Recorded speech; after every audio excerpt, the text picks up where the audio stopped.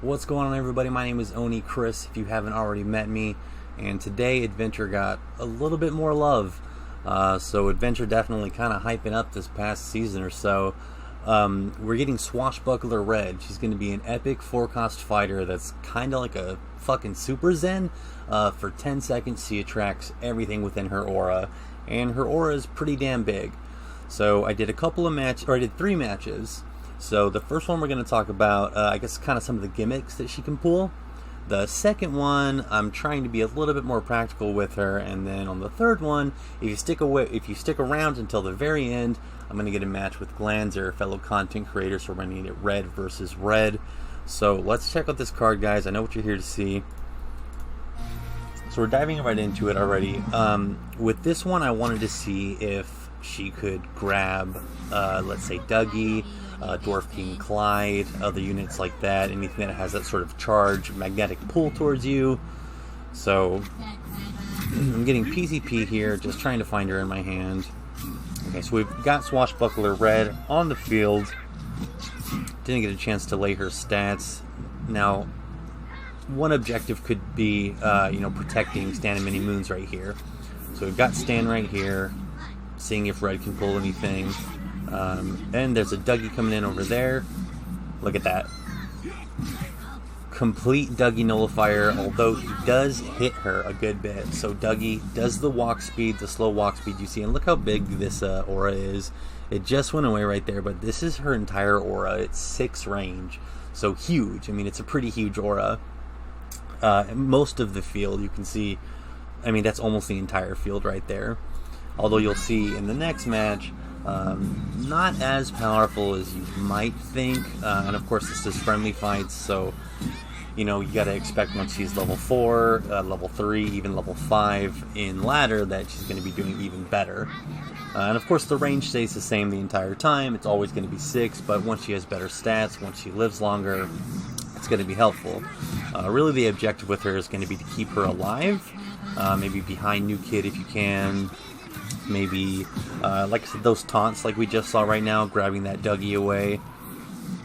And we're going to get it in this match, trying to pull a Clyde. Any of these Hercules Clyde, Dwarf King Clyde. Not Hookhand, obviously, or any of the Warcry ones that shoot, or Hookhand or Alien Clyde. But the ones that charge at you. So we've got Red in hand again. We're going to let these visitors and Belf take the bar here, just so we can kind of play around a little bit.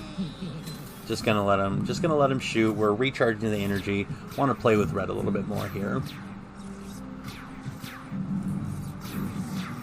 Okay, so there's Dougie again, but we're going to go ahead and take it. We're letting this Dougie hit. What we really want to see is she going to work against Clyde? Lose the trade there. That's just kind of a misplay by me. Oops. But New Kid's gonna stay alive long enough to test some shit out. So there's Sam right there. Warcry goes off, already going towards Sam, and Red is able to pull it away. Of course, she does die immediately, so it's kind of up to you if that's worth it or not. And jump into this next one over here. This is against Execute. Now, for this one, I tried to be, I guess, sort of practical. Again, it's all day 1 first impressions. Morning 1, I just got her a couple of hours ago. So I wanted to see some kind of silly stuff she could do. What might be good with her. My idea is, put her behind New Kid and then have a bunch of assassins, rats, storyteller, whatever it is, clean her up. So we're putting PCP up front. Didn't get Red in the hand. That's okay. Execute doing awesome to block. Now, Space Warrior token, I actually didn't get this, but would have been another great charge unit to see if we could get. So my idea here was to see about how big this circle is right here around New Kid, to see how much exactly she could protect Tower, because everything's coming at her. She has full range, or she has everything in her grasp while this circle is live, which again is for 10 seconds. So I wanted to drop her. I would have liked to see more units right here to see if I could protect more. So we've got one right here, Cyborg Kenny, which is interesting. So now I'm laying cheap cost units. There's Heidi, there's Ike, Choir Boy. So, not a bad defense. Not the worst ever. She did her job. She kept the other units off of my assassins, off of my tower. Not optimal play, for sure. Again, it's going to be better once we actually see her in ladder. But certainly not bad. Certainly not bad at all. Not like Sharpshooter Shelly. I definitely think this card's going to be good. On first impressions, anyway. So we're playing it out here. We got Stand Many Moons. Now there's Big Gael, another fun card to see if she would be able to grasp. And of course, did a good amount of testing, but I mean you can't fuck with the cycle. Didn't get her in hand. Gonna go ahead and just burn Al here.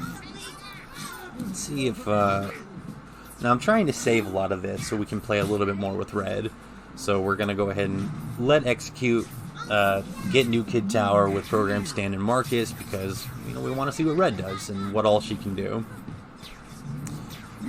And after this match is over, we do have a sort of a legit match with Glanzer, again fellow content creator. So stick around. Right after this one, we're gonna have a red versus red match, so that'll be fun. So right here, Dog Poo in front, and now we can pull both of the visitors towards my side of the field with Choir Boy cleaning up. Of course, visitors are already pretty weak. So, maybe not the best card to use against or use red with, but you can see that effect. A very powerful effect.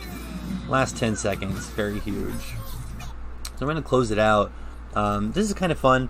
Glands happen to be online. We both have the card. So, I think we just sort of played it out.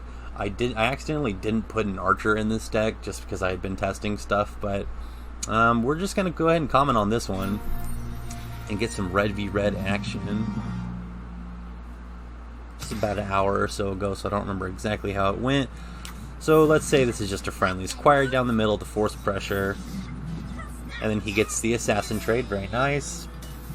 I'm going to be doing the same thing, although mine's a little bit more expensive. Assassin's trade with Hermes. We're going to put Stan in the back, I'm pretty sure. Yeah, so Stan in the back. Ideally, red could protect against Wendy or this next unit, but Glanzer has the lightning bolt, so that's a no-go. So Terrence and Phillip and Dog Poo in there.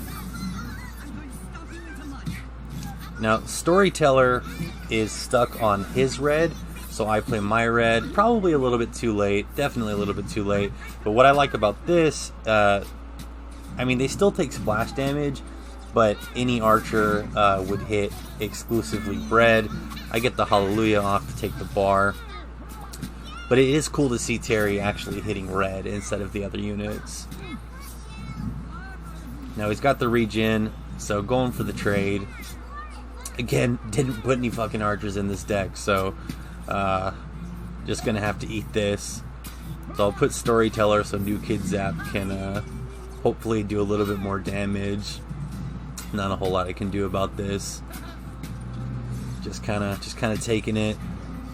And then finally, he's going to die with a little bit of health left from my New Kid. Storyteller up the middle. And, but Tally's going to be slapping him with Glanzer's Zap. So, what are you going to do about that? Red's still not in hand. A lot of low-cost units. Like I said, I really wanted to. My idea was, maybe protect Stand and Many Moons. And then get red on the field. So look at all of my guys going towards... he's got Zen and red out. So this is kind of interesting. It looks like Zen actually overrides Zen's aura, or red's aura. But then once it's up, it's up. So I'm going to kind of show off this ability here by grabbing all the units. Just saying, hey, give me all those assassins, give me everything. Not optimal, but it's nice to see her ability played out. We've got a bunch of stuff coming from Glenn's side of the field. We've got red out there. He's got his Ike. He's going to take the bar from me. And then we're going to throw... Am I throwing an assassin right here? I don't remember. Oh, so Witch Doctor token. Now, another... I guess the only other aggro stealing card, Zen, pulling off Dog Poo. Didn't quite catch Terrence and Phillip, so they're going to take the bar. Still no archer in this deck, so these guys are just going to go up front and try to push the tower. Does he have lightning bolts in hand? Yeah, he certainly does. Alright, so we're going to put PCP out just to push some shit away. No, am I not? Oh yeah, I am. Resetting it. Now I have red again, so now we can play with red some more. And we're in overtime. So we take red, and Towley and Terry completely off of PC Principal and Storyteller. Go ahead and lay Heidi. So PCP actually, not a bad red play, can charge tower because red said, nope, get off of my units, get off of there. But he plays his red, PCP turns around and gets off the tower. But she actually ended up dying, so I end up taking it anyways. So fun stuff. Definitely a really fun card. I can see her being really effective in ladder. Let me know what you guys think, and if for whatever reason you aren't already subscribed to my channel, I am the second newest content creator. If you haven't seen my series Backseat Gaming, go check that out, and I have a new series coming out either later today or tomorrow with you know, time prohibiting anyways. Thanks for watching, guys, and I will catch you on the next one. Let me know what you guys think about the card. Peace.